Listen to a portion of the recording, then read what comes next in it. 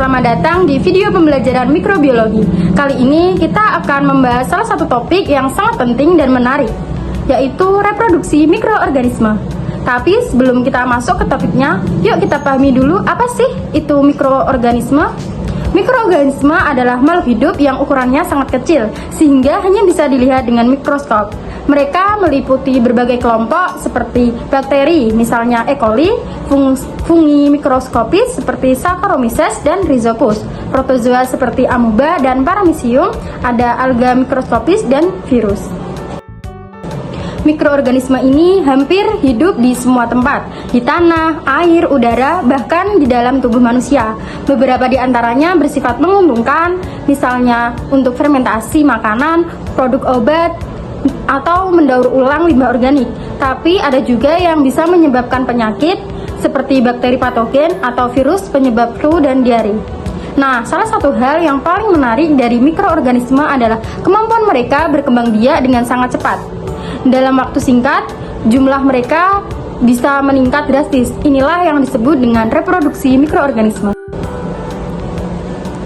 Secara umum, reproduksi mikroorganisme dibagi menjadi dua jenis utama, yaitu yang pertama ada reproduksi aseksual, terjadi tanpa peleburan sel kelamin, biasanya melibatkan satu sel induk yang membelah atau membentuk tunas.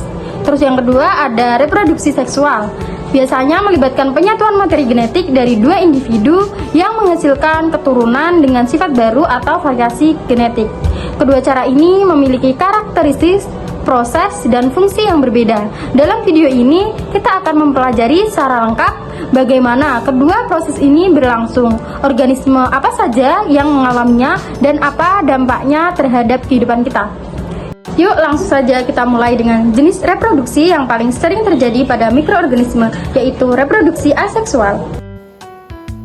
Reproduksi aseksual pada bakteri yaitu merupakan reproduksi yang dilakukan tanpa perantara atau tanpa sel kelamin.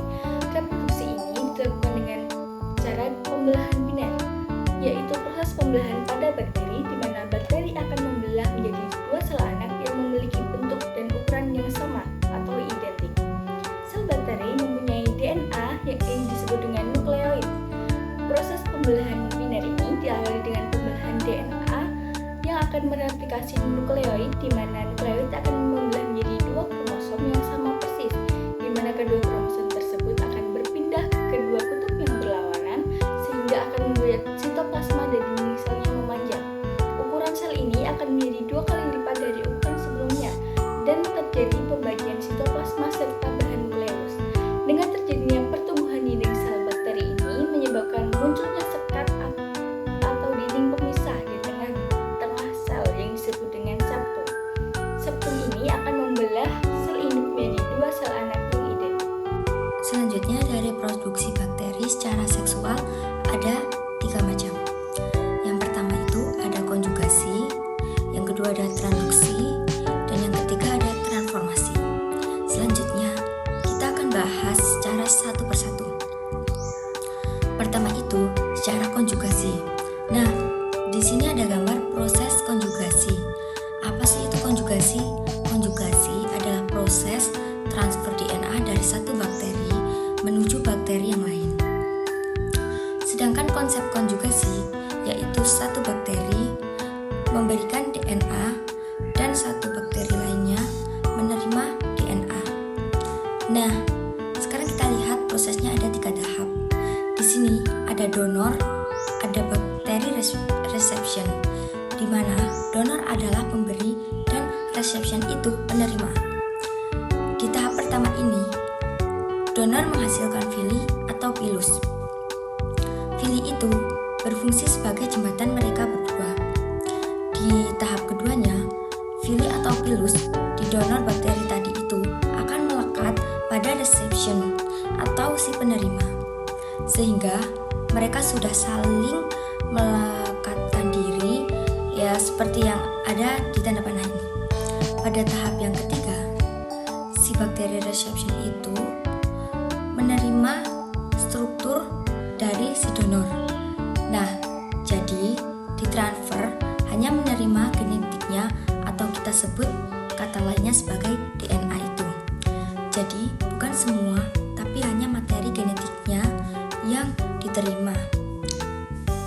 sudah terjadi penggabungan dan menerima si DNA tadi, si virus itu akan menjadi jembatan perkawinan tersebut, dan dia terbuat dari protein fleksibel yang segera hilang ketika proses konjugasi telah selesai. Tahap yang keempat, setelah si bakteri, si penerima tadi DNA-nya tersebut akan menyatu sehingga terjadi rekombinasi dan dihasilkan new donor atau bakteri yang baru. Sekarang kita akan lanjut ke jenis yang kedua, yaitu transduksi. Apa sih itu transduksi? Transduksi merupakan peristiwa di mana bakteri memperoleh DNA dari bakteri bakteriofag yang menginfeksinya. Bakteriofag itu adalah virus yang menyerang bakteri. Nah, di sini ada gambaran mengenai proses transduksi. Diperhatikan gambarnya, ada bakteri donor dan ada bakteri reception.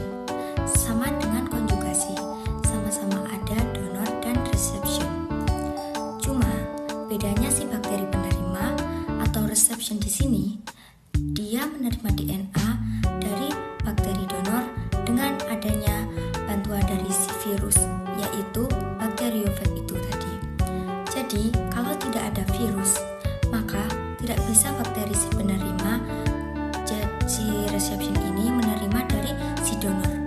Jadi, dibantu oleh si viruslah transduksi ini prosesnya.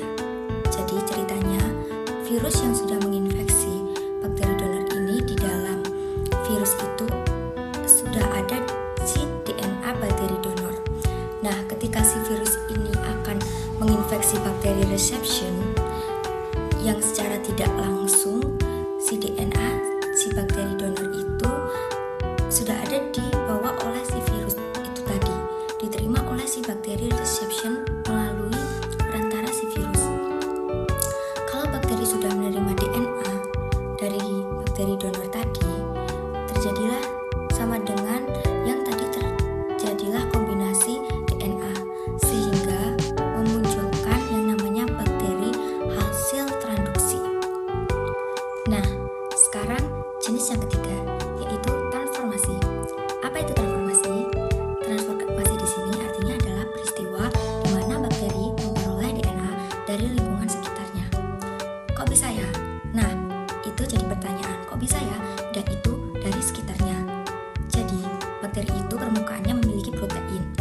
Protein permukaan bakteri ini bisa mengenali DNA dari jenis yang masih berkerabat dengan dia. Ketika dia sudah kenal, DNA-nya berkerabat dengan dia. Nah, nanti akan ditransport DNA-nya sehingga masuk ke dalam selnya. Nah, ini adalah gambarannya. Oke, di gambaran ini kelihatan bahwa sel bakteri lisis atau pecah sehingga beberapa DNA dari si bakteri yang pecah ini keluar. Jadi, di lingkungan atau sekitar. Nah, bakteri yang jenis ini kita anggap jenis Y, yang tadi jenis X. Ini jenis Y akan mengenali, oh ini ada DNA yang memiliki kekerabatan dengan saya, sehingga yang terjadi adalah si X ini itu akan masuk, ditransport masuk ke dalam sel si bakteri Y ini, sehingga